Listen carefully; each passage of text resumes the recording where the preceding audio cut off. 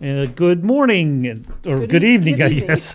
This is Mike Smith and Marty Gallagher. We're here to do a candidate forum for Fact TV for the 2022 elections coming up on November 8th. Our first group of candidates will be the candidates for state representative.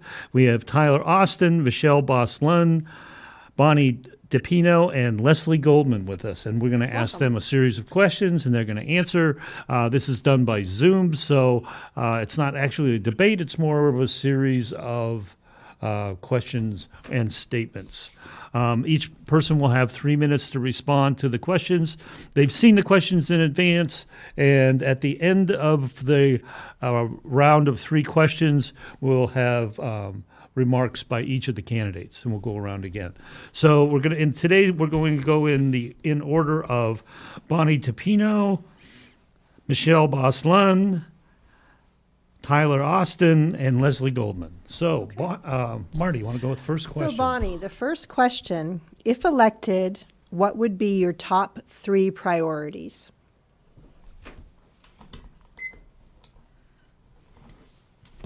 Bonnie? Bonnie, are you there? We can't hear Bonnie. You have to unmute. I'm here. Okay, go ahead. There we go. I got it. Thank you. My top priorities would be supporting school choice and homeschool, working around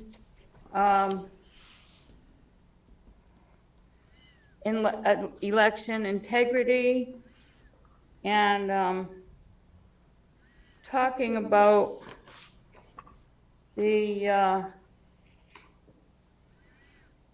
let me see, I have the notes.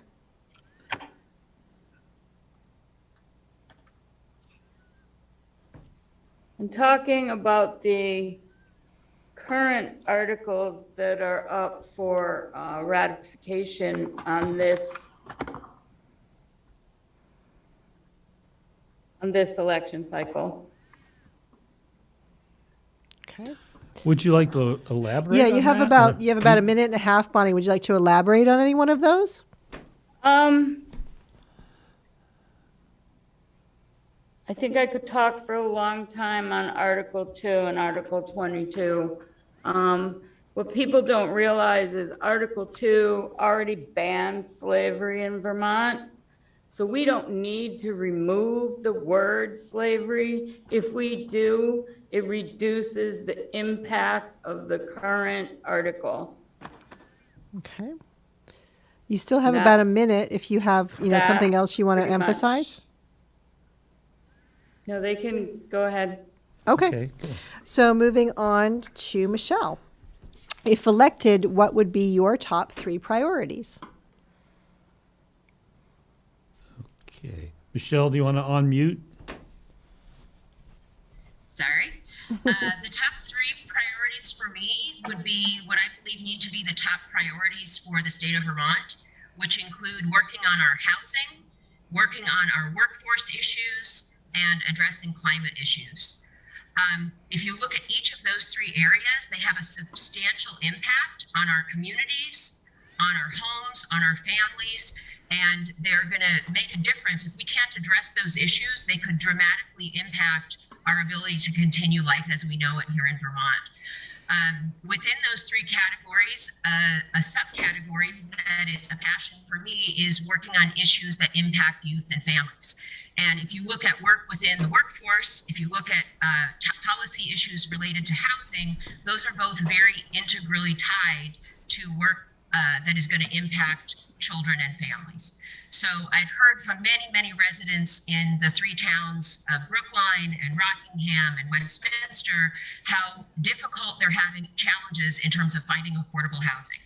I've met many people who have been small business owners who can't find people to work in their businesses, and they're having to close their shops for some of the hours because they can't find people to work for them. We also have issues with childcare where people can't find or afford accessible childcare, and therefore they cannot re-enter the workforce, which also limits their family income and causes negative challenges for families. So housing and workforce, I think, are very intertwined. they impact individuals, they impact communities, and they're at a critical level right now. Climate, I think, impacts everything. Vermont is a beautiful state. We have a lot of natural beauty. We have water, we have air, we have land, we have trees, but we have to take care of that. And if we don't address transitioning from fossil fuels to a more sustainable form of energy usage in our state, we're going to have problems with the future that's going to impact what's possible for all of us. So those are the 3 priority areas that I hope to work on. Okay. Housing, workforce, and climate, and then with a focus on how that will impact youth and families. Okay. Great, thank you. Great. Okay, we are moving on to Tyler. If elected, what would be your top 3 priorities? Tyler, you need to unmute. But of course, thank you for.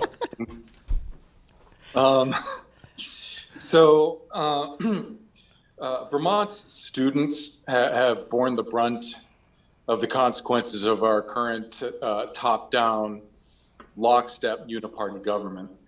This is why so many parents I've spoken to have 3 basic concerns. First is the prospect of mandatory COVID shots as a precondition for attending school.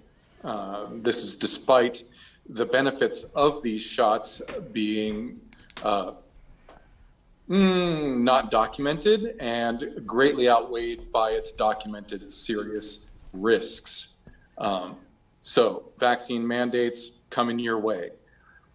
I'm against those. Stop, full stop. Secondly, the prospect, these parents say, of their children returning to the policy of masking in school is something that they find extremely alarming. And again, masking has dubious, undocumented benefits, while the documented, peer-reviewed proof of social, developmental, mental, and physiological harms associated with prolonged mask use are voluminous. I have a paper with 160 references to such studies. So they don't want their kids mandatorily vaxxed. They don't want their kids masked. And the third, and maybe the most important to them, is the fact that they could have a child come home and decide that they want to go on a gender bender and decide that they want to take hormone therapy to change their gender. And if the parent objects or does not support this decision, the parent really, thanks to our legislature now, doesn't have a fallback position. A lot of people I've spoken with find this, frankly, extremely frightening.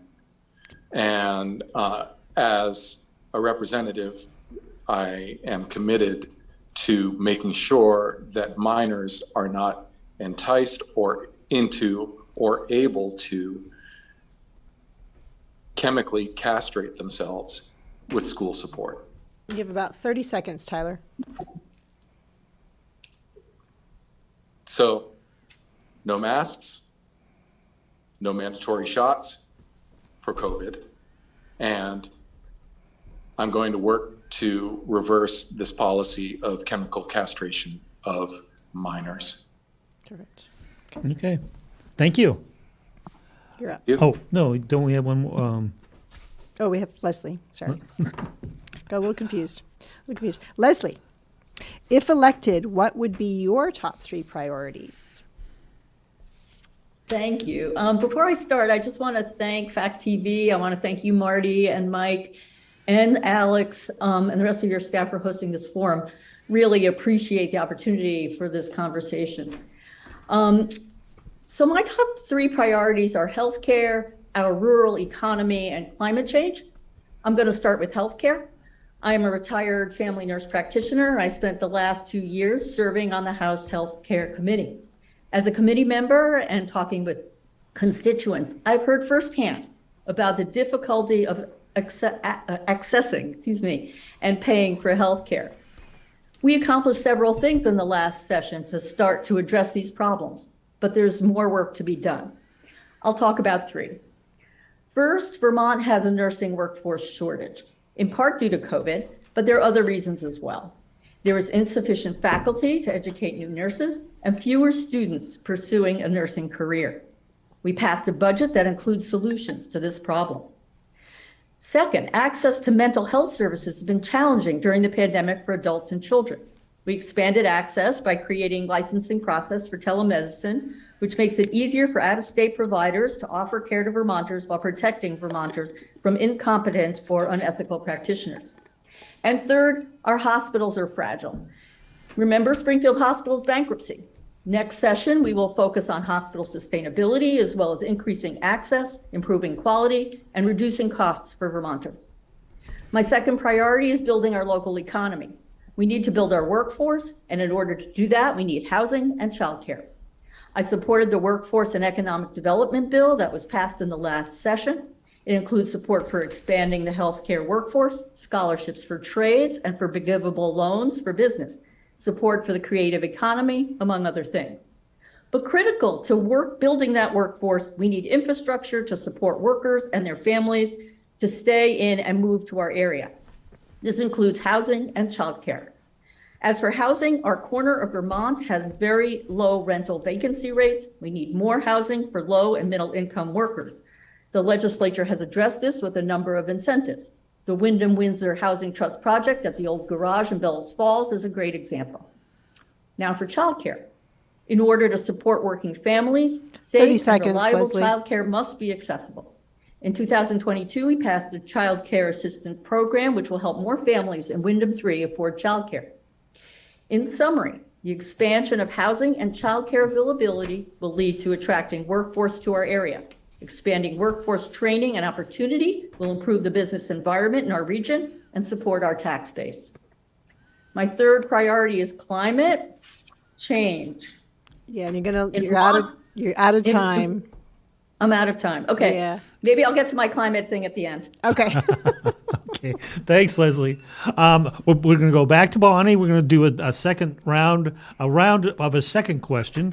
And that question is, Bonnie, what would you see as the most important skill for a member of the House? And I guess as a corollary to that, how do you demonstrate that skill? Bonnie?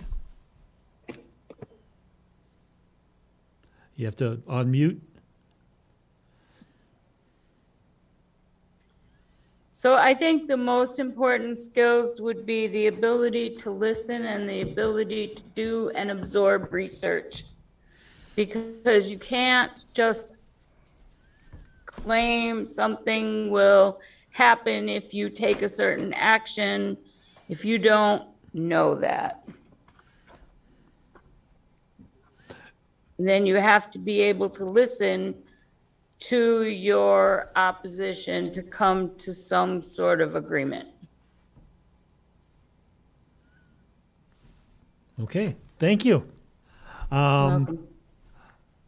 Michelle, again, what do you see as the most important skill for a member of the House and Senate? And then what would you say in the corollary of how you demonstrate that skill?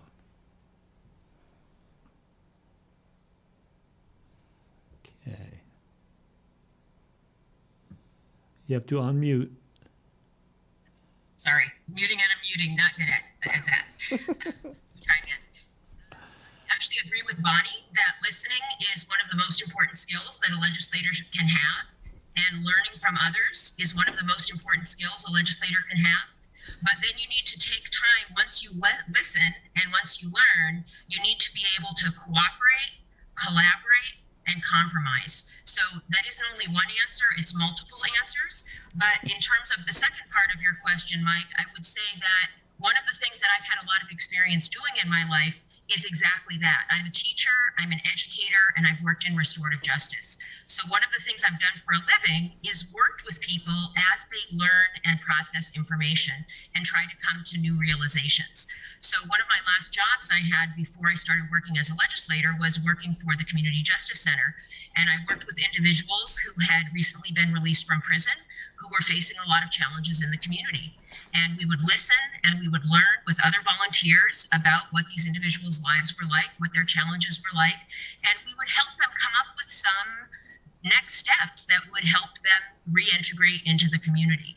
And so that's only one example in one part of my life, but certainly listening, learning, working together, and compromise is a big part of what I've done in my life as a human, and it's a big part of what I've done as a legislator, and it's something that I'm happy to continue to work on.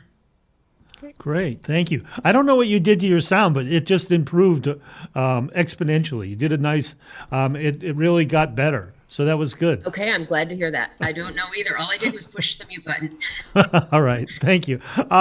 Tyler, what would you see as the most important skill for a member of the House? And then as a corollary, how would you say you demonstrate that skill? I'd like to thank Michelle and Bonnie. I agree that collaborative skills and listening are extremely important. However, one that I'm going to emphasize for being, especially at this juncture, an important skill is the ability to think critically and to take in data, to process, to look for other points of view, to look for documentation of the scenarios that are being used as the basis for determining public policy, and then to be able to put those facts that you find together and to put it together a persuasive case that other people can take or reject. I'm in sales, so I understand that people will do what benefits them, and we just need to understand that the value proposition for providing information that allows them to make an emotional choice based on enough logic to put them over the finish line. But a lot of politics, though, cannot come from that status of an emotional choice. It has to come from rationality. It has to come from the Enlightenment. It has to come from rational thinking. And I'm going to get to this in a little bit, but the thing that I can do, I'm going to make some claims here. I'm going to say some things that are probably going to upset some people. And I've come to them by having done research and evaluating data and looking to sources other than the scenarios that are broadcast to us through normative channels. So I think that it's important to be able to find and evaluate many sources of information and to come to conclusions that and share a reasonable argument for policy positions that might not actually be in full agreement. So there's the ability to think rationally, there's the courage to follow through on your convictions and to state your positions clearly. And then there has to be a moral compass, in my opinion, where true north is the Constitution, the 30 freedom seconds. of the individual, and the least restrictive means of governmental interference in people's lives. Okay. Great, thank you. Let's see. Leslie, what would you see as the most important, did I do that right? Yeah. What would you see as the most important skill for a member of the House, and how would you demonstrate that? Thank you. Thank you for the question. The job of a legislator is very complex, but the basic skills are similar, whether we're up in Montpelier or back home in Windham 3. Everyone has said that we have to be able to listen closely to our colleagues and to our constituents. There's no argument. That's very true. That's the first thing. Second, we have to be committed to doing research and to be able to critically evaluate that research. I agree with you, Tyler, whether it pertains to a bill under consideration or to a constituent question. Third, we must be available and communicate clearly our position on issues, both while in Montpelier and back home. And lastly, and in fact, I think this is most important, we must be flexible, realizing that our conversations and research will likely challenge our assumptions and require us to rethink positions. So I think we always have to be open to new information and to respond to that new information. I learned those skills as a practicing nurse practitioner. Every time I went into a room, there was a new person. I had to listen. I had to learn their story. I had to then solve problems with them. Taking this to Montpelier has been very helpful. Thank you. Okay. Next question. Moving on to question 3, we're back to Bonnie. Bonnie, what would you do specifically to help the citizens and the businesses of Windham County? I think I would try to get more students involved in work. We have a problem with our student body graduating high school and leaving the area. We need to draw them in. We need to make salaries attractive. We need to make the jobs attractive to young people so we can keep them here in Vermont. Okay. There's several agencies and ways at the high school where I work to help kids find those jobs that can keep them here. Great. Are you good? Yeah, I'm good. Okay. I didn't want to accidentally cut you off, Bonnie. Okay, we're moving on to Michelle. What would you do specifically to help the citizens and the businesses of Windham County? So I have a lot of ideas about ways that legislation could end up helping both citizens and businesses in Windham County. One of those is continuing to work on the childcare issue. I was one of the co-sponsors of H-171, which brought together almost unanimous support, not unanimous, but very strong support of legislators in trying to work to develop a childcare system that was going to be more accessible and more affordable. And one of the goals that we had at that time, and which we have not accomplished yet, is trying to get it so that families have available childcare, which would not cost them more than 10% of their family income. I've heard from some families that they pay up to 30% of their family income in childcare. And that's not sustainable. When it's 30% to pay for your childcare, often the family members will stay home instead of going to work. And that can cause a lot of other problems. So certainly working on childcare is one of the specific areas that would both benefit employers in terms of making their employees able to show up for work. And it also will benefit the families in terms of getting people back to work when they're ready to do that. Another I think is really important is working on controlling rental rates. I have a constituent in Putney who rented her house, a 2-bedroom house in Putney, for $1,350 2 years ago. A year ago, when her rent agreement was renewed, it was $1,700. And this year, when she was going to sign her rental renewal for the 3rd time, her landlord told her it was going to be doubled, and it was going to be $3,400 for a 2-bedroom apartment. And so she moved out. That's not reasonable. Constituent asked me, why doesn't the legislature pass a law that would limit the amount of increase that a rental agreement could move to from one state, from one year to the next? And I think that's really something that we should look at. There are other states that have done that, and I think we really need to do something to control our rental rates so that we're not going to be losing all of our citizens, because young people and people with more compromised incomes, they're not going to be able to keep up with that. Yeah, Bonnie, you're cutting out a little bit. Michelle, you're cutting out a little bit. Okay, I don't know what else I can do. I might. There you have go. to Stay load right it. there. Maybe right just there. move in a little bit closer. Another thing that I'd like to work on is workforce incentives. We passed some really great legislation related to providing scholarships for nurses and having loans repaid for nurses if they stayed and worked in Vermont. And I would like to see us expand that to other high need areas. I would like to see us expand that in teaching. I would like to see us expand that in other childcare related fields.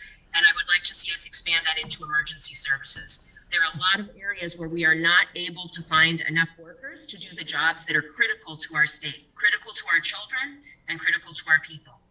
and doing these kind of incentives that will help to train people and also help to forgive their student loans if they stay and become employees in Vermont.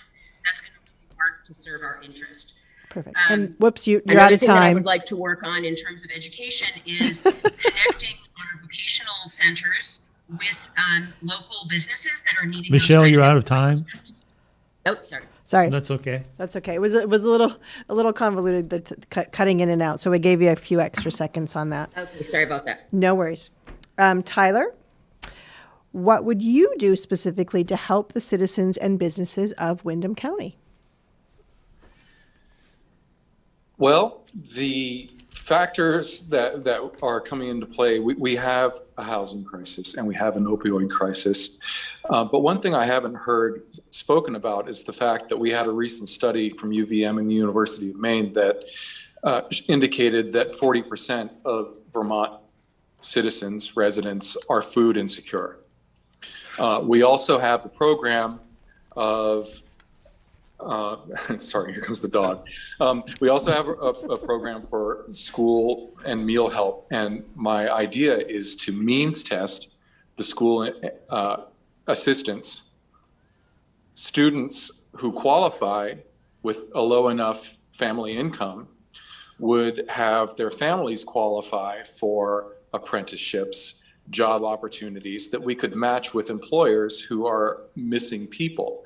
They will have the stipulation that the person who is going into the program will be able to, if they need to, cut their workday at 2:30, go home, be with the kids so that they don't have to have childcare in the afternoons. So it reduces those burdens. We need to really be sure that people who perhaps, if they're going to make more money this way, don't overqualify themselves out of existing programs like SNAP, other things that help them to make ends meet. But by taking the fact that we have employers who need people on this side and people who need well-paying jobs and training on the other side, we have programs available for internships, job training, apprenticeships, and we can match the people who need the work and the training to have careers, be able to build their own business, hang a shingle with the people who need the workers. And and there are already, and as Michelle mentioned, there are a lot of programs already in existence that we can learn from and use and modify to meet these needs. Okay. Finishing up with Leslie. What would you do to specifically help the citizens and businesses of Windham County? Thank you. Thank you, Marty. I will consistently be available through Zoom and in-person meetings, emails, and phone calls to carefully listen and address questions and concerns of the citizens of Windham 3. When issues arise or when contacted by an individual or a business owner, I will continue to make appropriate connections with state government, advocates, and legislators with specific knowledge to answer questions and solve their problems. I will take to Montpelier what I learned here in Windham 3, so concerns and questions can be incorporated into appropriate legislation and budget development. Thank you. Okay. Good. Well, you guys have done an amazingly good job on time. We are way ahead of schedule. We had one less person join us, so we actually have a bonus of time. So we're going to go to a fourth optional question that we didn't think we'd be able to include, but we're going to do it anyway.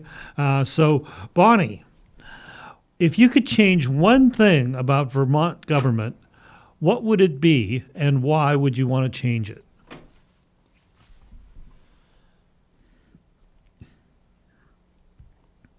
I think my connection is bad. I would like to see Vermont government be more balanced. And I guess that's as direct a way as I can put it. I guess can I ask a follow-up then? What do you mean by balanced? I mean, I don't understand what that what that means. It means to first of all, dismantle the supermajority in Montpelier. Oh, okay. So you mean more balance And as opposed second, to to get a lot of politically balanced, right? And to get a lot of people who, as Tyler put it, do their research and then use critical thinking skills, and don't just toe the party line and believe all the hype that's pushed through the grapevine. Okay. Okay. All right. So next, Michelle, if you could change one thing about Vermont government, what would it be, and why would you want to change it? So I thought a lot about this question, and the first answer that came to mind is the one that I'm going to share, which is that I think that after serving in the legislature for 2 years, one thing that I realized is that I serve with a lot of people who are retired, who are on Medicare, and I serve with a lot of people who have spouses who have health insurance so that they are able to get health benefits. And I serve with a few people that work full-time in order to get health benefits through their own work. But no one in the legislature, not a single person that works a member of the House or a member of the Senate, gets any benefits. And I really think in terms of providing an opportunity for people of all socioeconomic backgrounds, of all family situations, people, whether they are single or married, whether they are older or younger, if we're going to have a diverse representation in the State House, we need to provide an opportunity for people who serve in the General Assembly to have health insurance. Because without health insurance, people can't serve. And I have met people who have told me they would like to run for office and they can't do it because they earn too much to qualify for Vermont Medicaid, and it would be too expensive for them to buy into the state system with the rates that it is right now and the low wage that people earn as representatives. So my priority would not be changing the wages for legislators, but I honestly think that it would be completely appropriate and advantageous to add a medical health insurance option for people who do not have that, so that we would make it more possible for a range of people to serve in our General Assembly. Okay. Okay. Thank you. Tyler, if you could change one thing about Vermont government, what would it be, and why would you want to change it? This ought to be good. I have been considering this question, and I came to the conclusion that the Vermont legislature will be glad to know that we can actually provide policy from a place of love and hope and optimism rather than from fear. Fear has dominated the narrative for the last 2 years, whether it's COVID or whether it's climate. Human-induced climate change is actually not, quote unquote, settled science. In fact, there's no such thing as settled science. Facts, policy are always up for debate. Elon Musk taking over Twitter is going to allow, perhaps, hopefully, voices that have been censored on a number of topics, including COVID, including climate, among others. And I'm not going to get too hot here, but there has not been a constructive debate with people who dissent from the narrative. Now, I'm going to tell you something as somebody who has a solar array on my house. I used to work in the solar industry. I like solar power. I like conservation. But here is a chart. And if you look at one chart, this is carbon dioxide's contribution to holding up. I'm new at Zoom, pardon me. But anyway, the fact is that most of warming, most of the greenhouse effect occurs via water vapor. 60 to 95% of warming occurs with water vapor. That's why in winter, when we have cloudy nights, they're not as cold as those cold, clear nights where everything freezes when you breathe. Okay. There are a lot of studies. There are astrophysicists, including those at Princeton, who understand and have done spectrographic analyses of carbon dioxide molecules, have found that there is diminishing returns for carbon dioxide warming effect.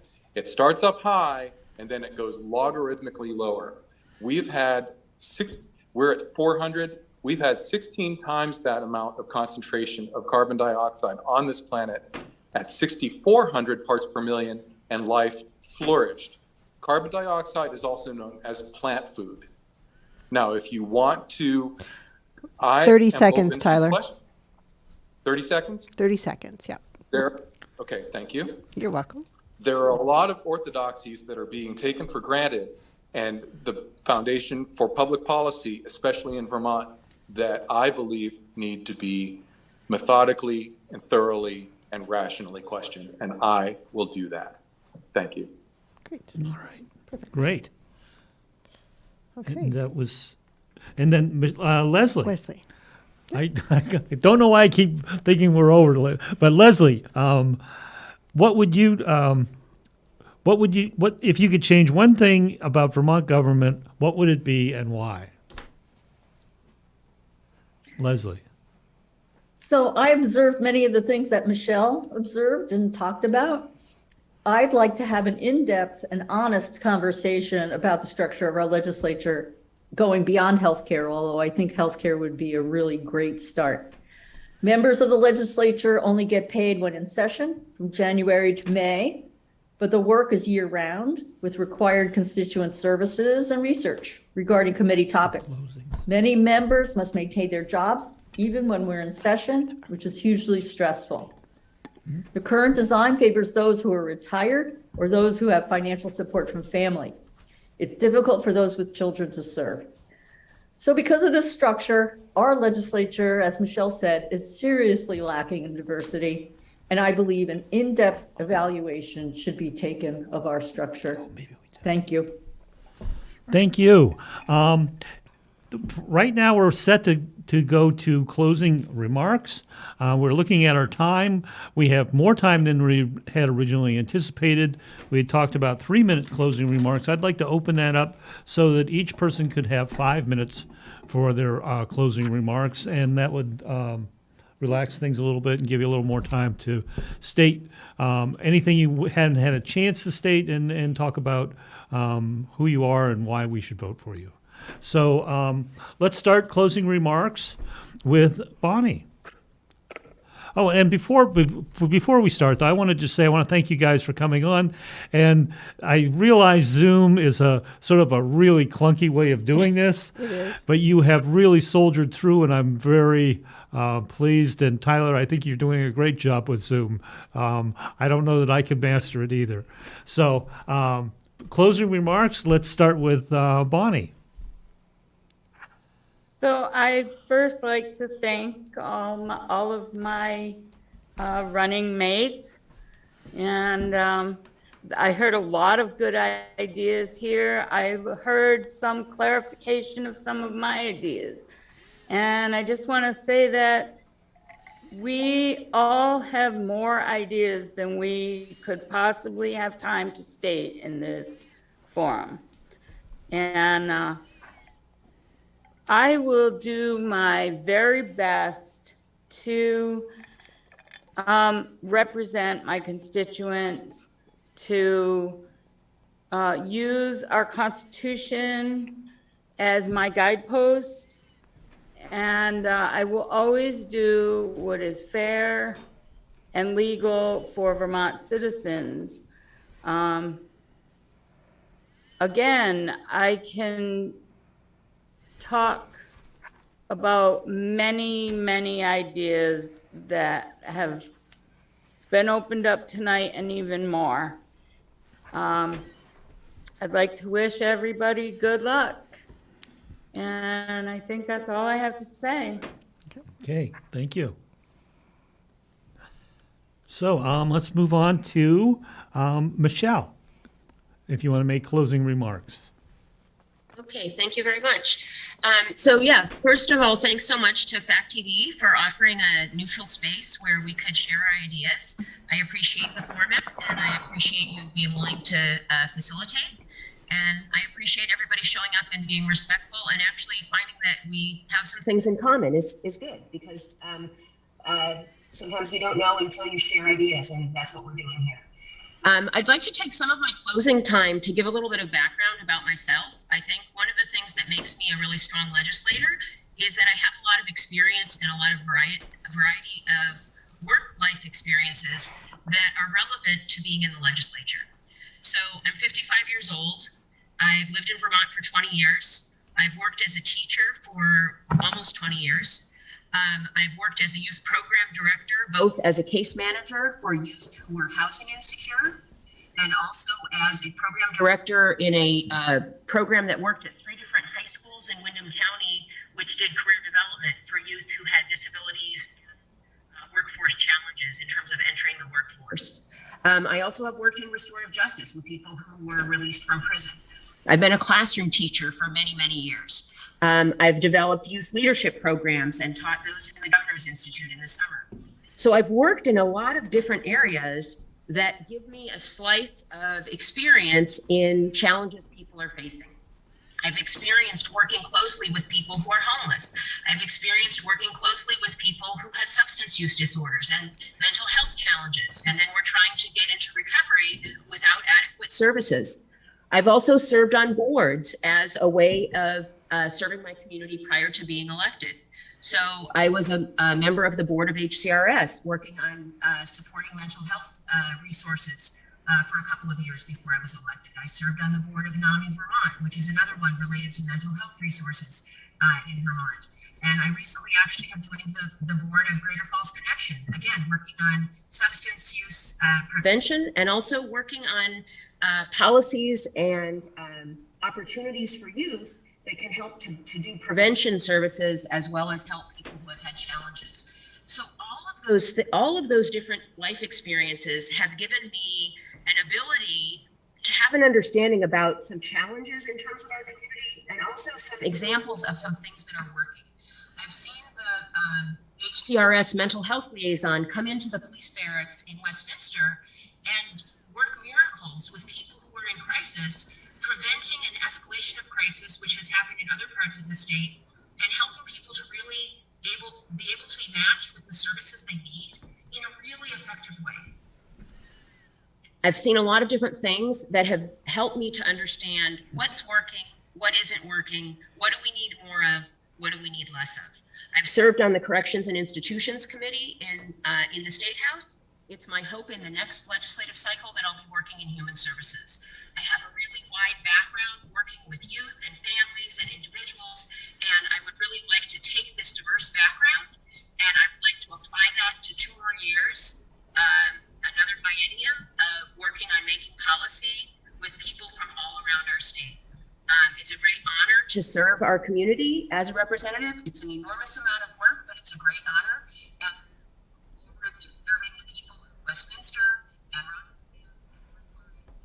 coming 2 years, and I hope that that is possible. So thank you to everyone for participating.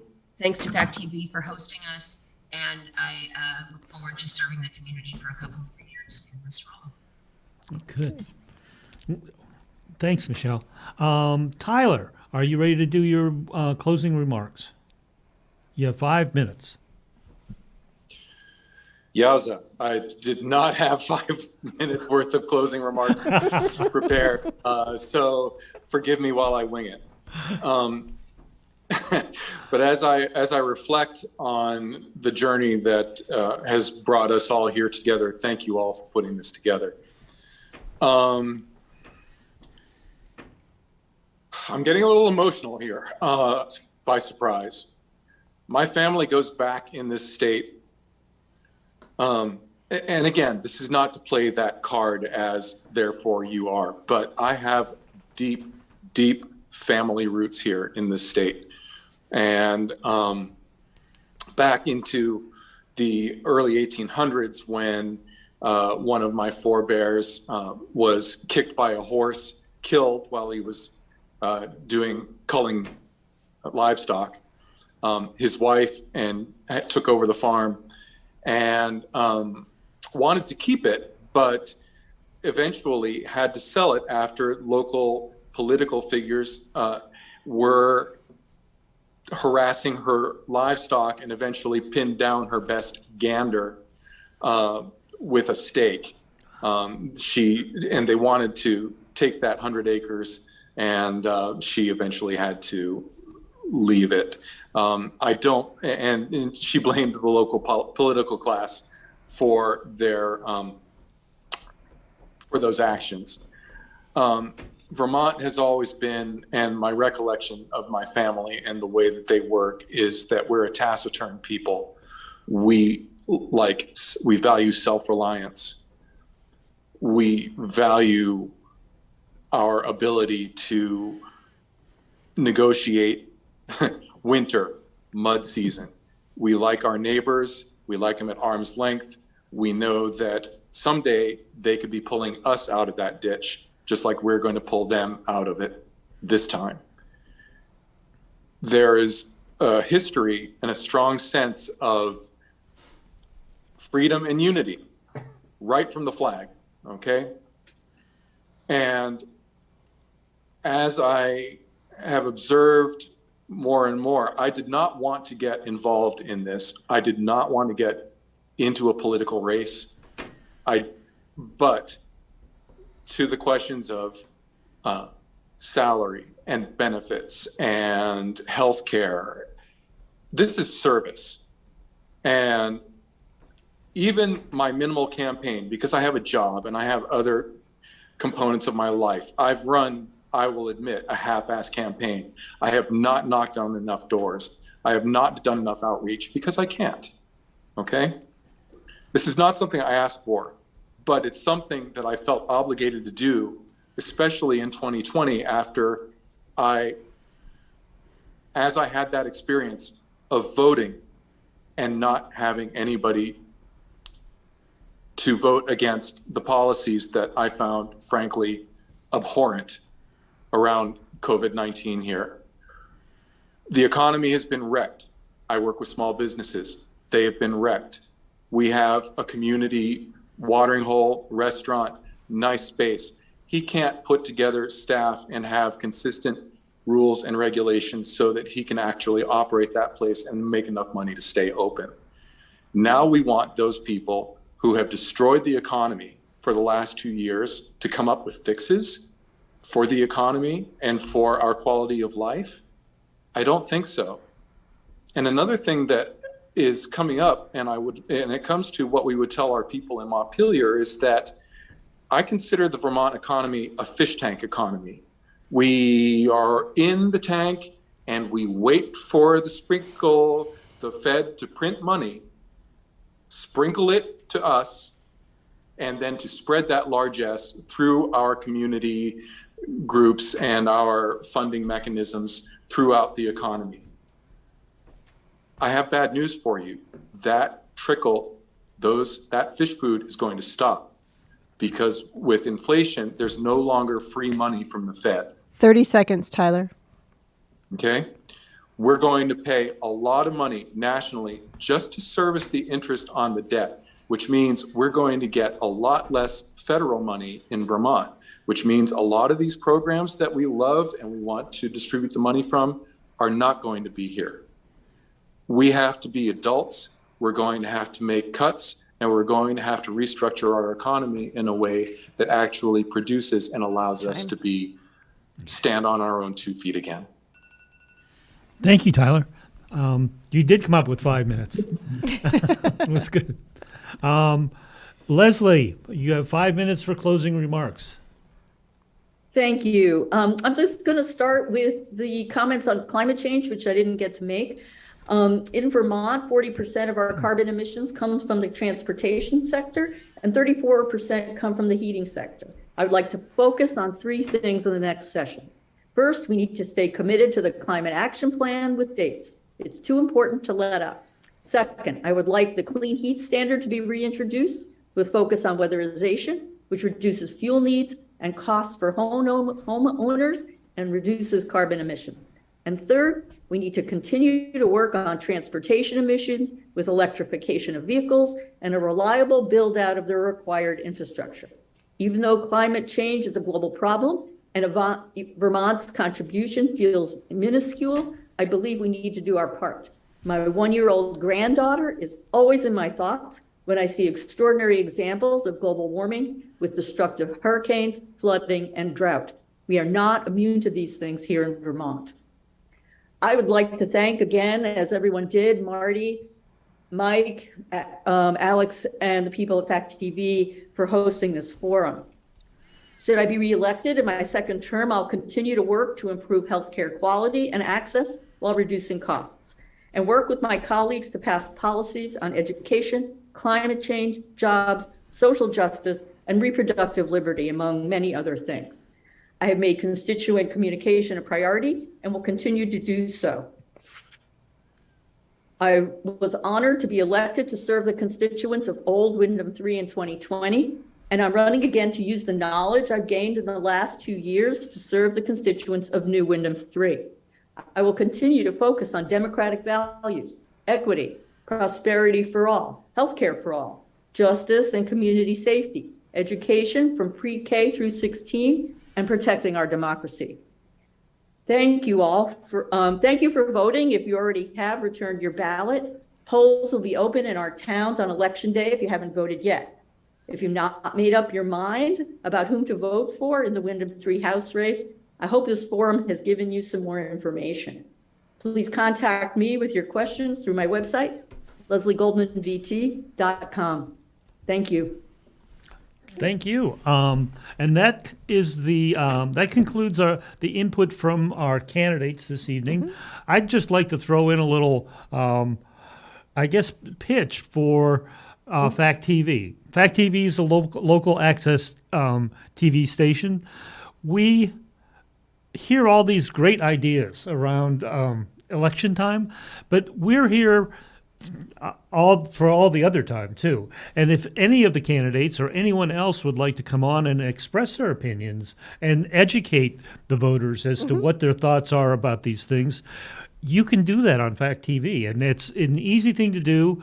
You too can have your own show. You too can have your own show. You could do that, but even if you didn't want to have your own show, you could come on and be a guest on someone else's show. We would be glad to facilitate that and to interview you. And I hope that any of the candidates that are elected and win their elections will come on Fact and continue to educate us as to what's happening at the legislature and what we should be aware of, because this is how this works. I mean, this is in order to make, I believe an educated constituency is an important part, and it's important for improving our communities and important for improving our government. So I thank the candidates for coming on, for expressing their opinions, and being so passionate about their beliefs and what they want to do. Go ahead, Barney. I would just echo Mike's sentiments, and yes, to know that Fact TV is available. It's that's what Fact TV does.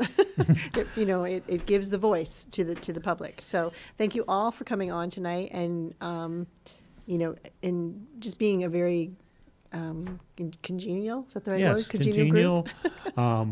Yes, respectful. Yeah, all sorts of good things. Yeah, and you all know what your voice is, and you stated it well tonight. So thank you all. Okay, and that's it for our show tonight. We're going to be coming on again at 6:30, and we're going to be having a similar event with the Senate candidates. So thank you, and that's it for us.